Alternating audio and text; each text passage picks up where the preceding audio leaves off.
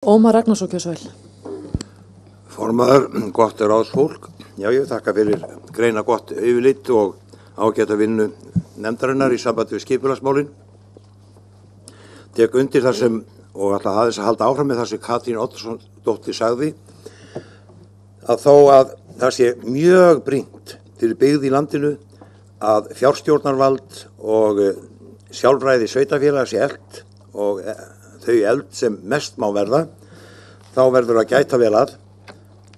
Stjórnlagaráði mjög þröngur stakkur skorinn í sambandi við tíma sem við höfum til að klára stjórnarskrá. Og það hefði verið gott ef það hefði til dæmis gefist eins og 2 ár eins og sumar aðrar þjóðir fá til þess að fara í skipulagsmálin vegna þess að þau geta verið svo stór að þau eigi heima í stjórnarskrá. Þau eru gríðarlega svið sveitarstjórnarmála eru einfallega þannig að þau snert ekki bara Íslendinga alla heldur heimsbyggðin alla eins og Katrín kom inn á. En við höfum bara ekki tíma til þess aðna og erfitt að fara í aðra stjórnarskrá til að sjá hvernig ætti að gera þetta.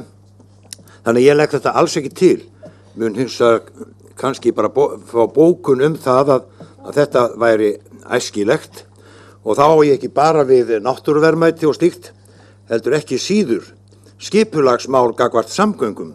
Þar sem við erum með samgöngumannvirki bæði á landi og fyrir loftflutninga sem að varða alla þjóðina en hægt að halda í gíslingu eða ráðstafa af mjög fáum persónum á svæðinu. Þar þarf að sjálfsögðu að líta til þess að þeir sem á svæðinu eru, sem hafa umráð yfir svona mikilvægum samgöngumannvirki, hvort sem það eru flugvellir eða vegir, að það sé sanngjarnlega að því staði gagnvart þeim hvernig þessum samgöngumannvirkjum háttað. Og við höfum fordæmi fyrir því eins og til dæmis þegar brúin var færð yfir Ytri-Ranga og Hellu að þá var heimamönnum hjálpa til þess að laga byggðina að því og setja upp ný þjónustufyrirtæki og bæta þeim þann skaða sem þeir urðu fyrir. En þetta getum við ekki gert.